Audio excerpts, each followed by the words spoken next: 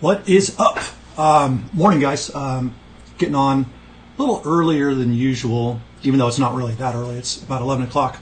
Was going to get on about an hour earlier, but I just got I got one of those Roomba automatic vacuum things, and I had to pull it out of the box. It's almost like getting a new Mac or something like that. Just total geekery. And of course, it's not working directly out of the box, so that's kind of on standby right now. But I'm pretty stoked about it because this house gets a lot of dust. I think this whole city gets a lot of dust. I don't know what the deal is, but I hear it works really well. So yeah. Well, crap. I don't know if you guys can see or hear me, and that is totally fine. Actually, I better grab my phone real quick. I thought I wouldn't need it, but I like to make. Well, you know what? What I'm going to do is I'll just check on here and make sure that I am officially live.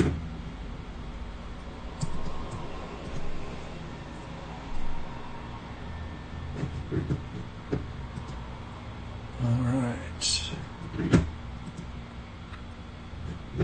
And I apologize if you hear like echoing or something while I check this, because the sound might be on the live. Which is, there we go. Okay, looks like we're there. Let me turn this up. Yep, looks like we're good. So, I just thought I would go ahead and get into this today instead of waiting for people to come around. You guys can watch it on the replay if you want. And that is all good. So, hang tight just a second. Let me get back here. There we go. So, what I wanted to talk about today, and this might be an interesting story for you, it might not.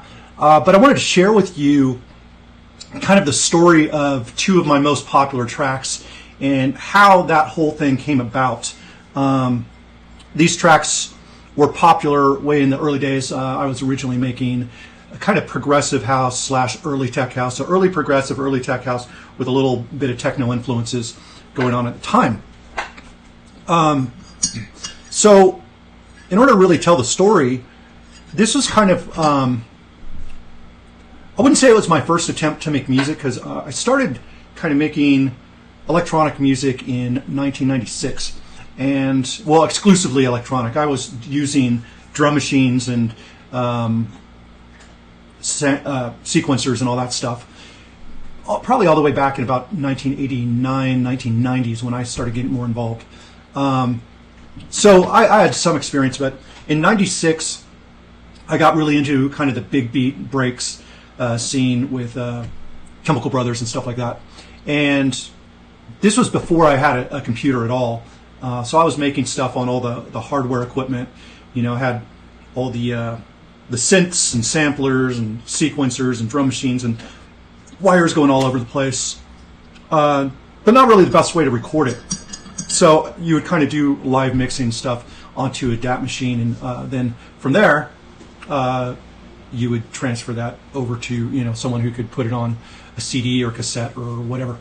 So that is that's kind of where I started with that. I was producing under the name Nick Shifter with a buddy of mine. His name is Kelly, and that was the early days. Kind of we carried through, and that was kind of when MP3.com was a big thing, and you would share your music and try to get into the charts on there.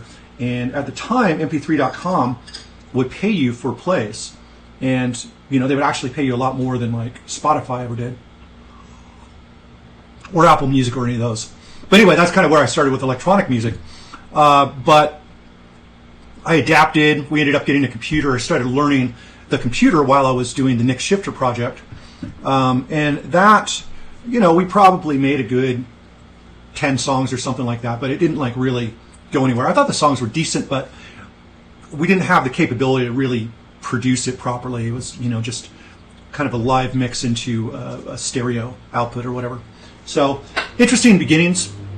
And then he ended up getting a job that took up a lot of his time, and little by little he kind of tailed off, and I kept going, trying to make music.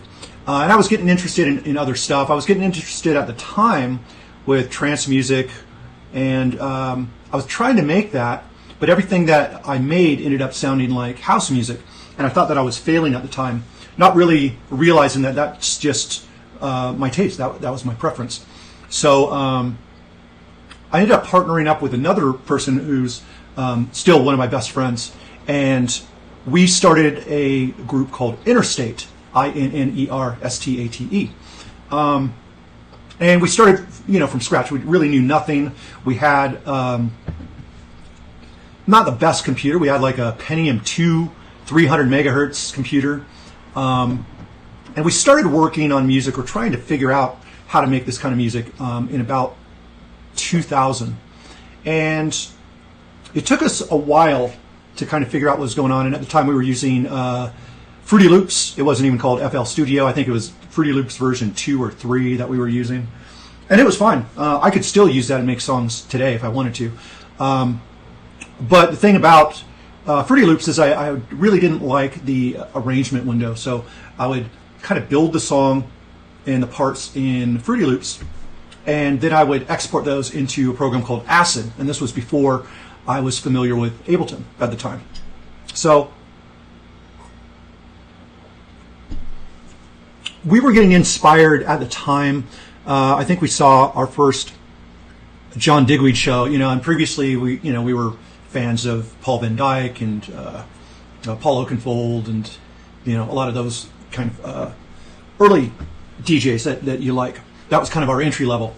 And then we went and saw John Digweed in LA, and he played like a 6-hour set into the morning, and it really changed our whole perspective on what this electronic music could actually be, and how the songs really translated in a mix, and how a good DJ could actually make the individual tracks sound better within the context of a mix.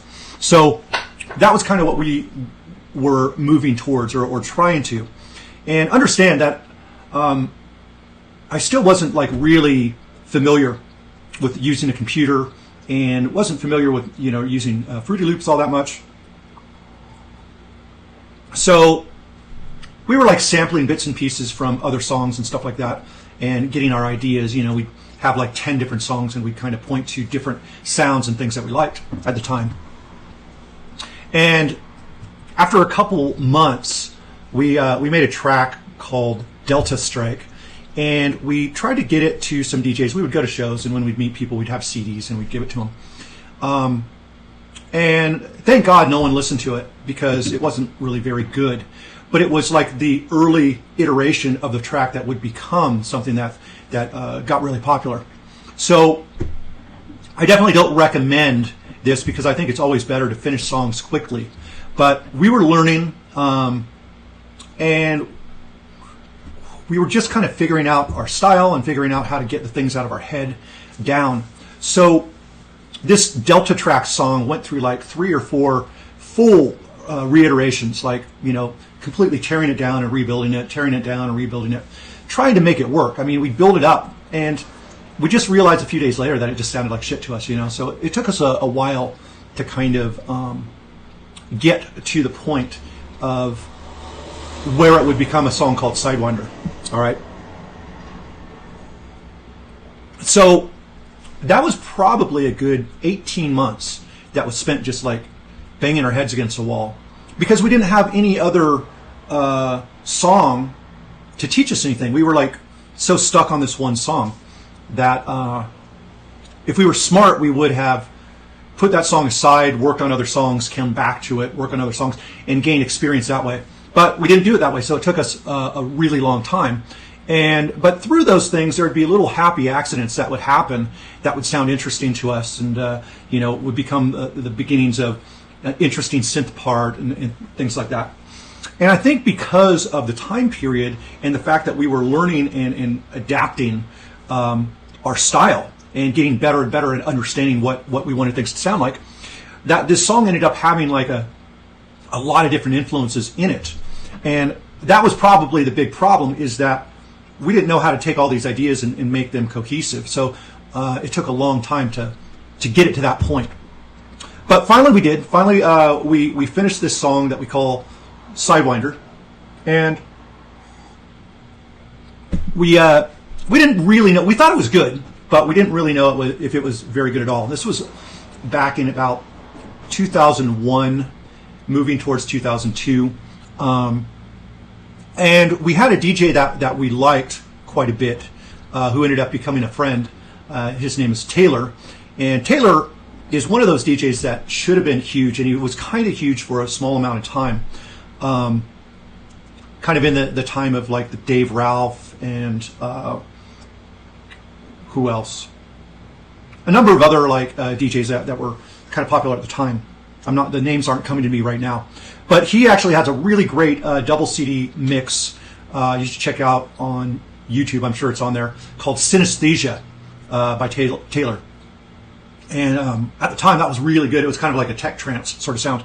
So we would see him at shows, and we would hand him our CD, and we'd handed him the old version too, and he never played it. And we must have given him, over the course of about a year or so, like 6 or 7 CDs. Like, we would just keep handing it to him, and he wasn't listening to it. He kept saying, "Oh yeah, I'll listen." But he wasn't listening to it. So we were thinking, well, maybe it's not that good. Maybe he did listen and it wasn't all that good. We didn't really know.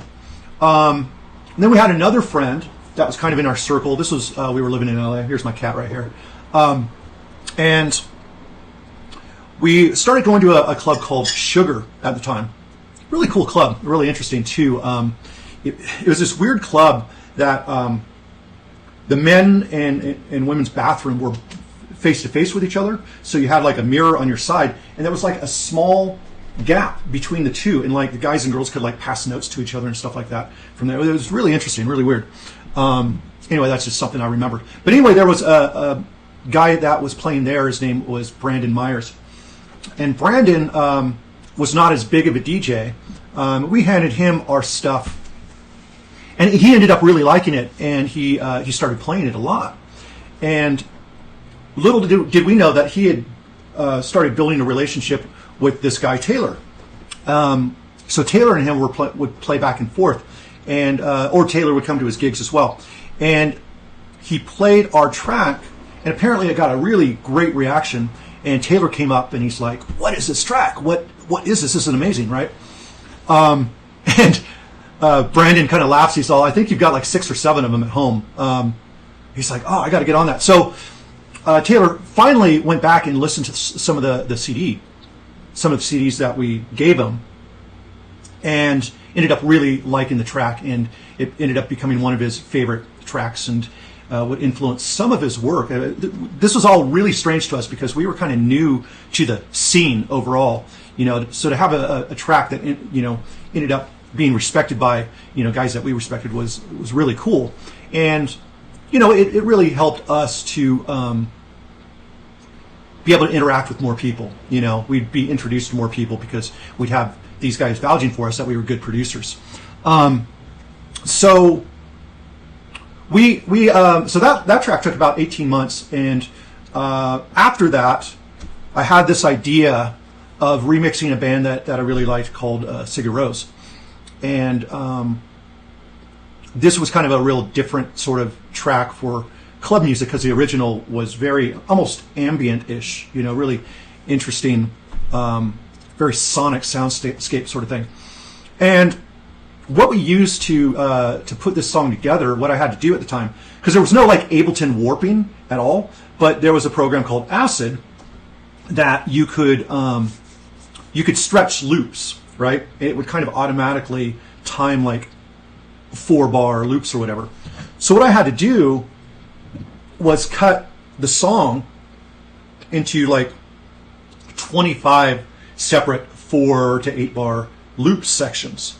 And then line it all up in this program Acid. And at the time you had one loop would be one track. So you literally had like 25 different tracks, all kind of cascading different loops. And this was just our way of beat matching the track to a grid so that we could program something at a certain tempo. So once we did that, then I was able to export that as a whole song, all right?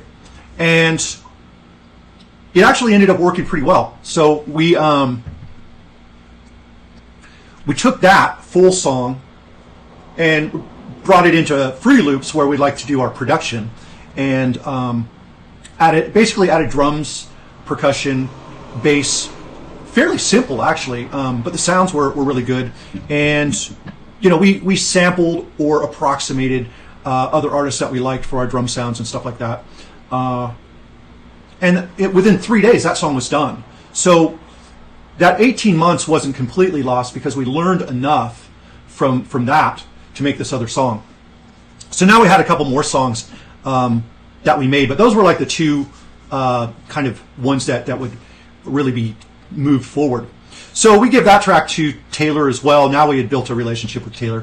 We're building a little bit of confidence. And he's talking about going to WMC, and I think it's 2002 or 2003 by this time. So the tracks had been finished for quite a while, and it took a while for people to start listening to it. And so he was talking about WMC in Miami, and that he was going, and it was a great place for DJs from all over the world to kind of get together, communicate, and just a really great party as well. So we went out there. I know a lot of people were printing out professional CDs by the thousand and just handing them out and all this stuff.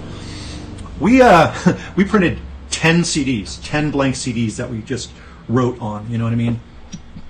And we handed them out to very specific people that we had met. And one of the guys that we had met was, his last name is McGeekin. I forget his first name. Might be Neil or something, but I don't want to screw up the name. But he was a rep, and I think still is a rep for Allen and Heath. So we gave him a CD among other people. We had heard rumors that people like Pete Tong had somehow gotten a hold of our CD as well, got it passed along, because basically people get CDs and then they make copies for their other friends and stuff if they think it's good. But that didn't really pan into anything. We didn't get anything out of that I'm aware of, so I don't really know if that was a true story. But that was pretty much it for WMC. Oh, and we also met this other guy, Donnie, who coincidentally now lives in Denver, where I live. So we've reconnected, and he plays at the same clubs that I play at and stuff like that. So really full circle. But he was one of the first people that we at WMC that we gave a CD to, because he was playing this small. He was playing at a hotel, and we liked the music that he was playing at the time. It was him and this other guy. So we didn't once again didn't know how good this track was, but we asked if he would mind playing it. And you know how DJs are, and we didn't know the guy, so he took the CD with our writing on it and put it down. He's all, yeah, I'll play it, whatever. And he set it down, and I think like an hour or so goes by, and he still hadn't played it, hadn't really even looked at it. And strangely enough, the partner that he was playing with, another guy, looked at the CD, and he saw that it was a Sigur Rós remix. And he said, "Whose is this? What is this?" And Donnie was just like, "Oh, it's just some guys that dropped off this remix, I don't know much about it, whatever." And he said, "I know that band. I know the band." So he knew the band Sigur Rós. They were friends of his because he was from Iceland. So just coincidentally, he knew the band that we had remixed, which intrigued both of them. So that got them to play the song. And there were probably, I don't know, maybe about 50 people in the hotel. And, they were kind of grooving or whatever, but, they were kind of doing their own thing as well. And the song came on, obviously perked our attention, because this was the first time that we'd heard the song played out over a sound system. And the whole room just started moving and dancing and celebrating this track. It just was an amazing moment for us.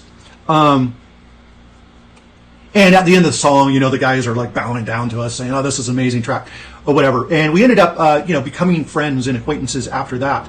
But that was all that really happened in Miami. It was still a really great experience, and it left us feeling somewhat confident.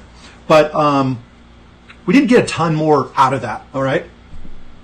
So we get back home, and I think we get back home. We had handed out CDs to a couple of other people as well. A guy that was part of Tiger Hook Corp or Tiger Hook Corporation. He went under the name Deep Sea. Really cool guy. And we handed it to guys in not Low Fidelity All Stars, but Low End. I don't even remember their name. Low End something. But anyway, we're back home now, and we the CDs have our email on it and whatever. So we get an email from this Low End something. I wish I could remember the name because they really deserve some credit. They were some really good artists. We get emails from him. We also get email from Deep Sea, both of them saying, this song is incredible. This is like the biggest track that I've gotten in a while. Real boost of our ego and real just made us feel really proud that, after going probably 6 weeks to not hearing anything after WMC, we get these guys who are now starting to not only play our track, but handing it off to different people. And so that was really cool. That was more validation on the song. I know this is a long story, but I just want to give you the whole story of kind of how things worked and how things kind of synchronized into this track becoming popular. So I hope you're getting something out of this. So then we get contact from the guy from Allen and Heath, and he tells us, "Hey, I liked your tracks. I knew some DJs who might get something out of this, so I handed the track to this guy Hernan Cataneo, and he's pretty big in South America. And at the time, we hadn't really heard of him, and he was just starting to come up. I think Paul Oakenfold had just kind of pulled him under his wing and was kind of managing him, getting him bigger gigs and things like that. Well, we start hearing that we're getting huge plays at all these big festivals and all these huge places from Hernan. So we ended up getting in touch with Hernan Cataneo, who obviously many of you probably know him now because he's super huge now. And we remain still pretty close just from that tie. But there were two different magazines, I think Mix Magazine and DJ Magazine, where he was interviewed and asked about tracks that he was into. In one of the magazines, he said that Sidewinder was his biggest track for 9 months straight. It was it became like a track that he became known for playing. And then in another magazine, it was our track, the Sigur Rós remix. And that track even became a bigger track for him and more of a staple sound. You could actually look up Interstate, Sigur Rós, Hernan Cataneo, and you'll see him playing it live at Creamfields or someplace like that. Really great reaction. But so Hernan is playing these big festivals, and lo and behold, he plays a gig with John Digweed, and John Digweed sees the reaction of this Sigur Rós track, and he asks Hernan, "What is this? I've got to get a copy of this." And Hernan's like, "Sure, no problem." So John Digweed starts playing the track out quite a bit, and whenever he's in LA, I almost always catch him. But there was one gig that I missed. I think it was a New Year's Eve gig. So I don't know, maybe it was just too expensive or something because it was New Year's Eve. But I didn't go. But we had a lot of friends that did go. And right around 1 a.m. or something, a real peak moment, I guess, in the set, he drops our track. And our cell phones just start blowing up with all our friends going, "Oh my God, he's playing your track." This is pretty huge for us because John Digweed was and still is kind of a hero of mine. And that really took things to another level as well. So we had, bunch of, from there, then the guys from Way Out West start playing our stuff. James Holden played our stuff, and all kinds of other DJs just got it. And remember, this all came from probably one CD that just got copied for other people and distributed that way. So it really didn't come from ourselves. So that happened, which was really amazing. But at the time, we're trying to get this song signed, and we actually run into this promoter, her name is Stephanie Ray, who is responsible for getting Crystal Method signed to a label. So a very good connection at the time. And she loved our track as well. You know, she loved more than one of our tracks. And so she was kind of shopping it to different labels. And we almost got it signed to Silver Planet and almost got it signed to Baroque Records at the time. But the problem is vinyl was tanking right in that year. And all these labels were not taking risks because all kinds of other labels were starting to go under, going completely bankrupt and shutting down. So we just seemed to hit right at that period where it was incredibly hard to get signed. So those deals fell through, which was really painful for us because we really felt this track deserved a proper label.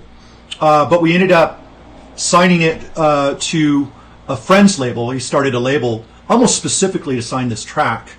And we brought in a friend of ours, Mike Horotska, another really great producer, and he does a lot of amazing stuff now. He's not as much in the electronic scene, but he tours with a lot of bands, and I think he's involved with mixing and all kinds of different stuff. Really taken off with his career. He remixes our track Sidewinder, and because we couldn't sign the Sigur Rós remix because it was a bootleg. Even though Sigur Rós ended up hearing it and actually liking it, they wouldn't give approval for us to sign the track.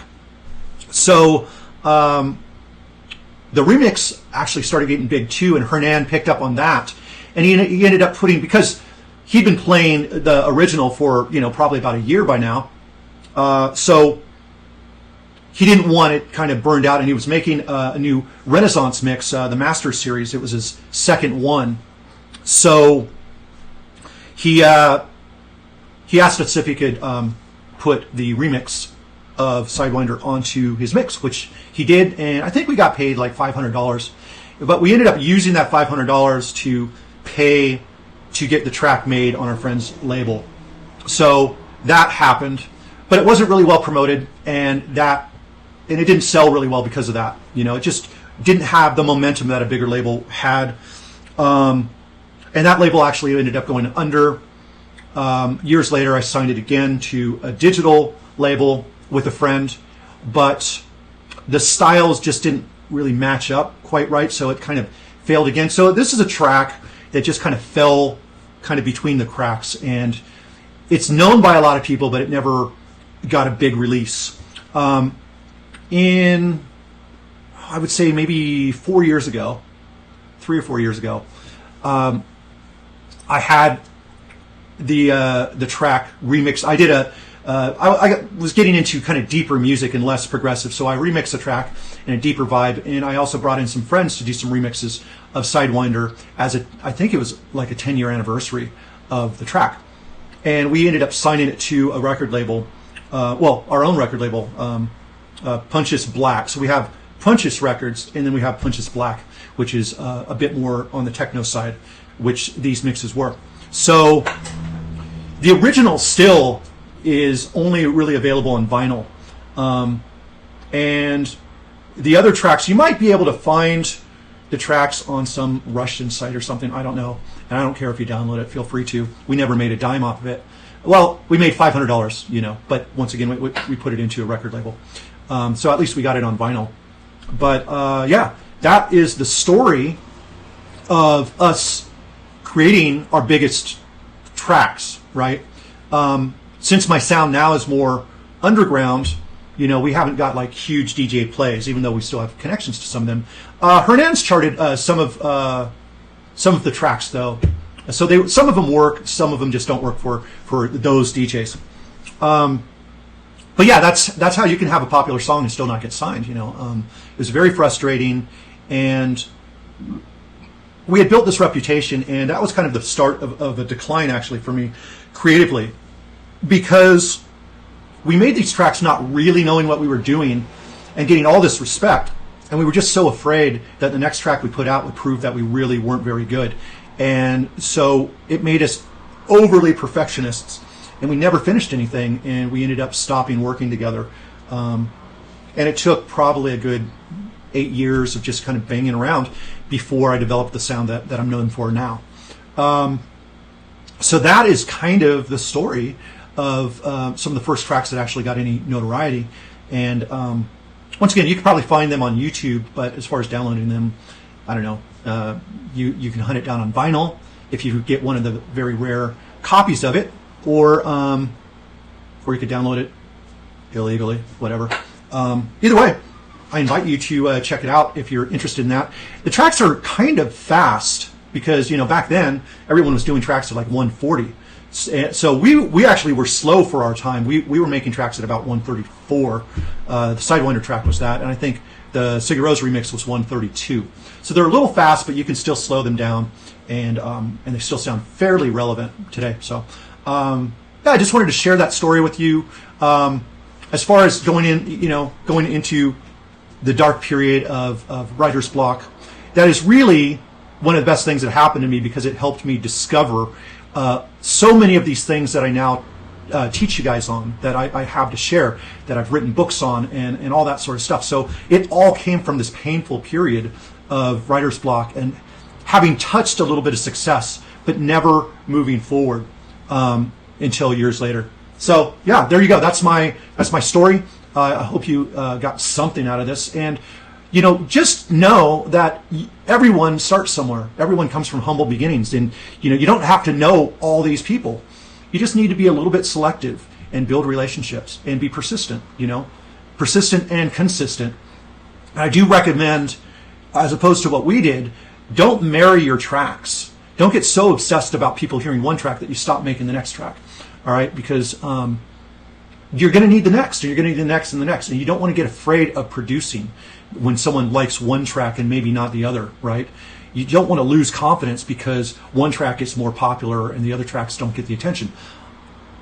Any artist that is lucky enough to have one track that people love is very lucky, and that's something that you should embrace. And it doesn't mean your other tracks are not as good. It just means that they didn't connect as much with more of a mass audience, right? So there you have it. That is my story for today. I hope you enjoyed it. I hope you got something out of it. And I hope you have a great Thursday. Take care, guys.